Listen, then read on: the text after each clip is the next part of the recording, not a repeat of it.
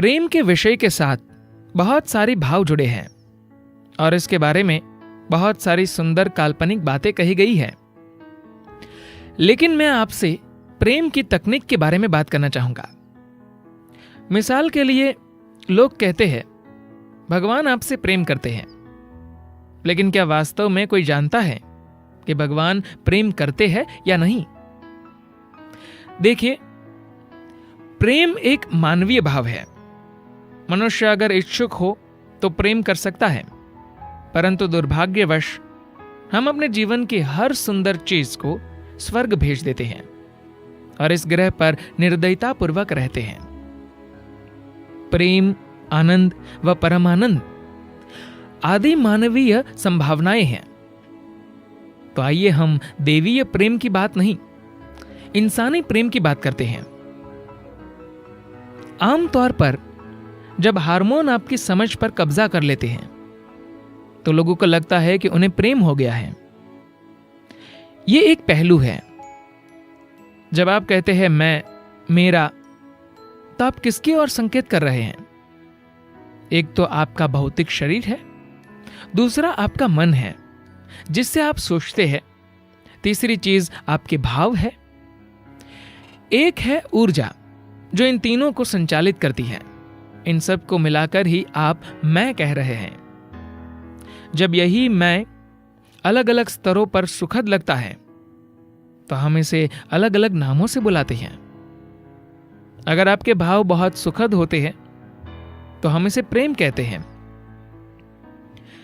प्रेम जीवन का केवल एक पक्ष या पहलू है। हमने इसे इतना अधिक महत्व इसलिए दे दिया है क्योंकि लंबे समय से अधिकतर लोगों के लिए भावनाएं ही उनके जीवन का सबसे मजबूत पहलू रही है। यहां तक कि आज भी लोग खुद को बुद्धिजीवी मानते तो हैं, फिर भी भाव उनके लिए सबसे मजबूत पहलू है। उनकी बुद्धि, शरीर या ऊर्जा मजबूत नहीं है, तो इसे सुखद बनाना बहुत महत्व रखता है। अगर आप बहुत प्रसन्न अनुभव कर रहे हैं तो अचानक आके एक फूल की तरह हो जाते हैं। जब कोई प्रेम में होता है तब आप उसका चेहरा देखें, वह आपको एक फूल जैसा दिखेगा क्योंकि वह भीतर से बहुत अच्छा महसूस कर रहा है। आप जिसके प्रेम में हैं उसे पता हो या न हो, इससे कोई अंतर नहीं पड़ता। आप प्रेम में हैं, यही सबसे बड़ी बात है। ये आपका भाव है, ये आपके होने का तरीका है। प्रेम कोई ऐसी चीज नहीं जिसे आपको करना है। प्रेम आपके होने का एक तरीका है। या तो आप किसी का सहारा लेकर खुद को प्रेमी बना सकते हैं, या आप खुद ही प्रेमी हो सकते हैं। जो भी हो, ये किसी दूसरे की विशेषता नहीं, ये आपकी विशेषता है। आप दूसरे व्यक्ति की मदद ले रहे हैं इसे अपने भीतर खोलने के लिए, लेकिन आप इसे दूसरे व्यक्ति की मदद के बिना भी अपने भीतर इसे खुद ही खोल सकते हैं। तब यह निश्चित तौर पर लंबे समय तक बना रहने वाला होगा, क्योंकि अगर आप इसे पाने के लिए किसी दूसरे के सहारे रहेंगे तो इस ग्रह पर 100% भरोसेमंद कोई नहीं है। अगर आप किसी से प्रेम, आनंद या मन की प्रसन्नता हासिल करना चाह रहे हैं तो ये दोनों के लिए विनाशक हो सकता है। मैं नहीं कहता कि अकेले रहना बेहतर होता है। मैं कह रहा हूं कि आप जो है उसे आपको ही तय करना चाहिए। अगर ऐसा है और आप लोगों के साथ अपना प्रेम बांटने को तैयार है, या कहे कि अगर आप अद्भुत महसूस कर रहे हैं और इसे किसी के साथ बांटना चाहते हैं, तो ये बहुत सुंदर बात होगी। हमारे जीवन का हर पहलू, बौद्धिक से लेकर धार्मिक तक, नतीजों से चल रहा है। यही आज की सबसे बड़ी समस्या बन गई है। जब मैं आध्यात्मिक यात्रा को एक खोज के तौर पर देखने की बात करता हूं तो लोगों की तत्काल धारणा यही बनती है कि मैं उन्हें भगवान के खोज करने के लिए प्रोत्साहित कर रहा हूं। लेकिन भगवान भी तो एक नतीजा ही है। उम्र के उस दौर में जब हमारे ऊपर आसानी से किसी चीज का असर पड़ सकता है, हमारे भीतर नतीजों के लिए जुनून भर दिया जाता है। जब मैं बड़ा हो रहा था, तब मैं हर चीज पर संदेह करता था। 5 साल की उम्र में अपने परिवार के साथ मंदिर जाने पर भी मेरे मन में कई तरह के सवाल उठते थे, जैसे भगवान कौन है, वह कहाँ है, क्या वह ऊपर रहता है, वह ऊपर कहाँ है। तो इन सवालों और संदेहों की वजह से मैंने कभी मंदिर में प्रवेश नहीं किया। इसका नतीजा था कि मेरे माता पिता मुझे बाहर चप्पलों की निगरानी करने वाले के पास छोड़ जाते। वो मुझे बड़ी दुष्टता से अपनी पकड़ में थामे रखता था। उसे पता था कि अगर उसने दूसरी ओर देखा तो मैं भाग जाऊंगा। उम्र बढ़ने के बाद मैंने देखा कि मंदिर से आने वालों की तुलना में रेस्टोरेंट से बाहर आने वाले लोगों के चेहरे पर ज्यादा खुशी झलकती थी। इस बात ने मुझे उलझा दिया। मैं धुंधला पड़ने लगा। शंकालु होने पर भी मैंने कभी उस शब्द के साथ भी अपनी पहचान नहीं जोड़ी। मेरे पास बहुत सारे सवाल थे, पर मुझे कभी नतीजे निकालने की जरूरत महसूस नहीं हुई। मुझे बहुत पहले से ही एहसास हो गया था कि मैं किसी भी चीज के बारे में कुछ नहीं जानता, जिसका मतलब था कि मुझे हर चीज पर पूरा ध्यान देना होगा। मैं किसी पानी के गिलास, पत्ते और यहां तक कि अंधकार को भी अंतहीन समय तक निहार सकता था। धीरे धीरे मैंने जाना कि भाषा कुछ और नहीं बल्कि इंसानों की ओर से रची गई साजिश है। जब कोई बोलता तो मैं देखता कि वह कुछ आवाजें निकाल रहा है और मैं उससे अर्थ निकाल रहा हूं। फिर मैंने अर्थ निकालने बंद कर दिए और जिससे वे ध्वनियां मजेदार हो गई। मैं उनके मुख से निकलने वाले ढांचों को देख सकता था। अगर मैं लगातार देखता रहता तो वह इंसान एक ऊर्जा के एक आकार में बदल जाता। केवल पैटर्न ही बचे रह जाते। जब मेरी आंखें खुली रहती तो हर चीज मुझे लिभाती, लेकिन हैरानी की बात यही थी कि आंखें बंद रहने पर ऐसा और भी ज्यादा था जो मेरा ध्यान अपनी ओर खींचता था। हमारा शरीर की नब्ज का चलना, अंगों का काम करना, भीतरी ऊर्जा की गति, सारी शरीर रचना कैसी संतुलन में सदी है आदि। मैंने पाया कि सारी सीमाएं केवल बाहरी जगत के लिए है। मैं अपने यह या वह होने के एक सादे से उत्तर पर आने की बजाय ये देख रहा था कि अगर मैं चाहता तो मैं कुछ भी हो सकता था। यहां तक कि मैं की निश्चितता भी ढह गई थी। इस अभ्यास ने मुझे पिघला दिया। मैं एक अनिश्चित प्राणी बन गया। इस सीमा रहित अज्ञान की अवस्था में कोई भी चीज मेरा ध्यान अपनी ओर खींच सकती थी। इस तरह मेरे पिता, जो एक डॉक्टर थे, परेशान हो गए। उनका मानना था कि मुझे मानसिक चिकित्सा की जरूरत है। यह बात मुझे हमेशा अजीब लगती थी कि संसार, मैं नहीं जानता कि विशाल अवस्था को क्यों नहीं जानता। जो लोग इस अवस्था को मान्यताओं और विश्वासों से नष्ट कर देते हैं, वे भूल जाते हैं कि मैं नहीं जानता एक भव्य द्वार है, जानने का एकमात्र द्वार। बिना उद्देश्य के देखने की काबिलियत दुनिया से खत्म होती जा रही है। हर कोई एक मानसिक जीव की तरह हर चीज को एक मतलब देना चाहता है। आध्यात्मिकता का अर्थ ये नहीं कि हमें भगवान, सत्य या उस परम की खोज करनी है। यह हमारे बोध को बढ़ाने से जुड़ी है। इस तरह आपकी देखने की क्षमता बढ़ती है। मैंने अपने जीवन में कभी किसी चीज की तलाश नहीं की और मेरे जीवन का प्रयास यही रहा है कि लोगों को यह सिखाया जाए कि देखा कैसे जाए। अगर आप सही मायने में आध्यात्मिकता को जानना चाहते हो तो किसी चीज को मत खोइए, केवल देखना सीखिए। सिर्फ शरीर को शुद्ध करने से भगवान नहीं मिलेंगे। एक प्रश्न है, सद्गुरु, दक्षिणी अमेरिका में ओझा एक खास तरह की क्रिया करते हैं जिसे अयावस्का नाम से जाना जाता है। क्या आप इसके बारे में कुछ बता सकते हैं? सद्गुरु कहते हैं, आप उल्टी करना चाहते हैं? प्रश्नकर्ता, अगर संभव हो तो अपनी सारी याददाश्त को बाहर निकालना चाहूंगा। सद्गुरु कहते हैं, अच्छा, आप अपनी सारी याददाश्त खोना चाहते हैं, आप अल्जाइमर्स के शिकार बनना चाहते हैं। आपको समझना चाहिए कि आदिवासी समुदाय जो भी काम करते थे वे कई अलग अलग इरादों से किए जाते थे। ऐसा सिर्फ दक्षिणी अमेरिका में नहीं है, ऐसी चीजें भारत में भी हैं। बिल्कुल वही पौधे इस्तेमाल नहीं करते, इनकी प्रकृति अलग होती है,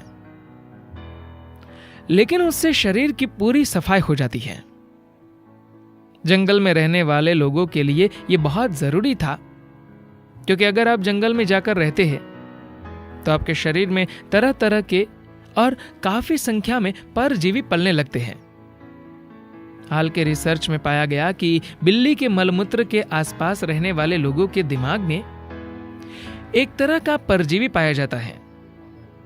सोचिए कि अगर आप बाघ के मलमूत्र के पास रहे तो आपका क्या होगा? फिर तो घरेलू बिल्ली के मुकाबले यह बहुत अधिक हो सकता है।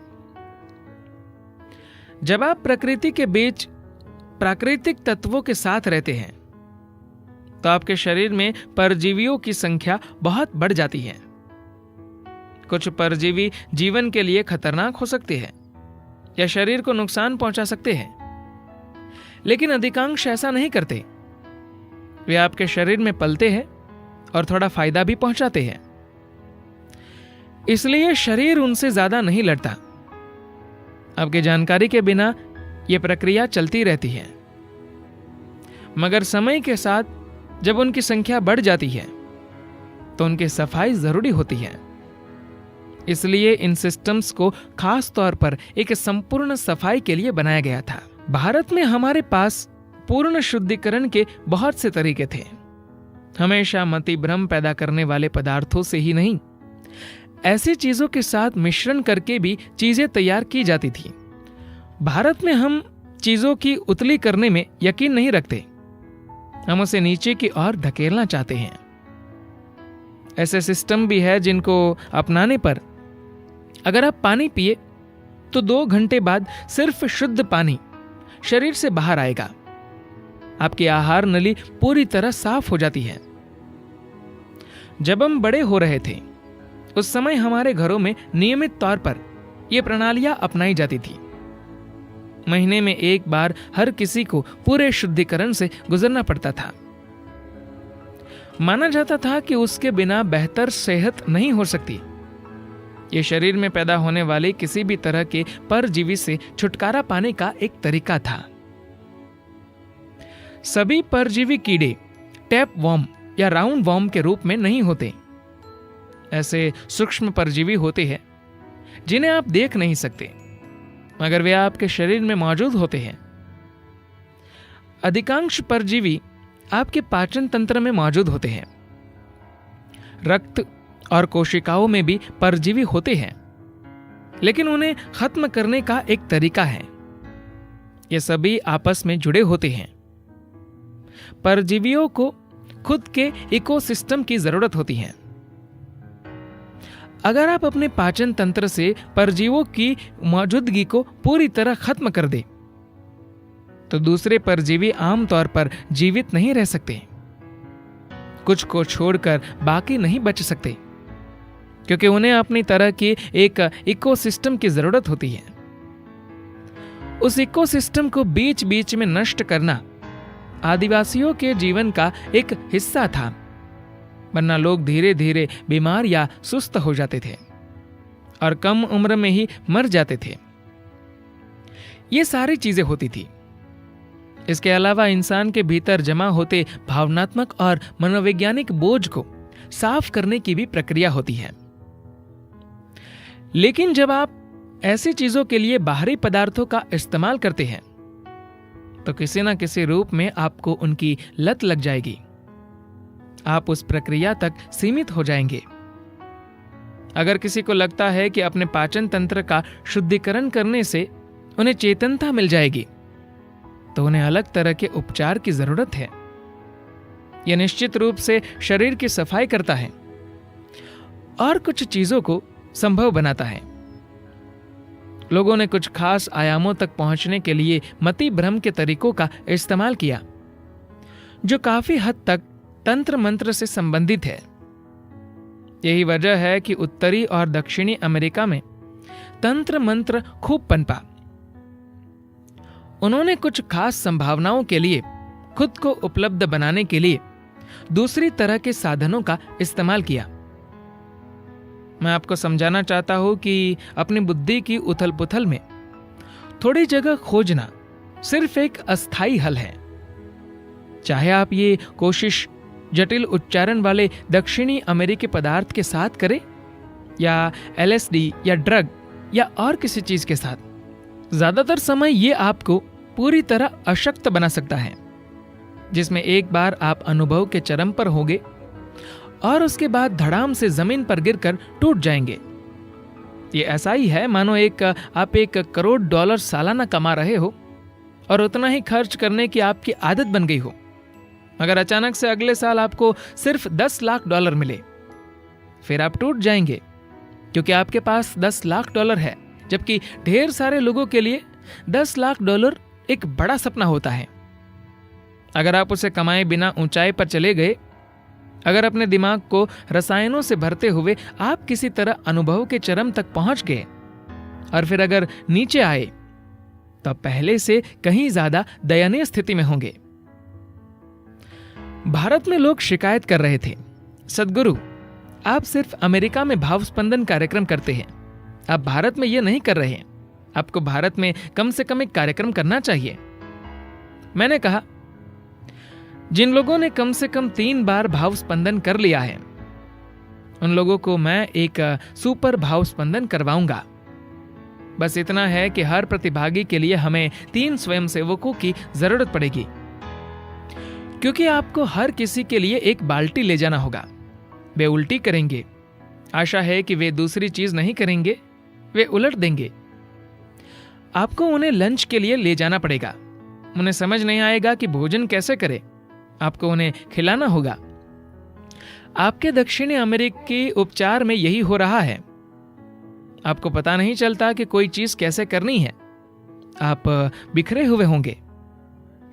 किसी को आपके मुंह में पानी डालना होगा, किसी को आपको शौचालय ले जाना पड़ेगा, वरना आप कहीं भी शौच कर देंगे।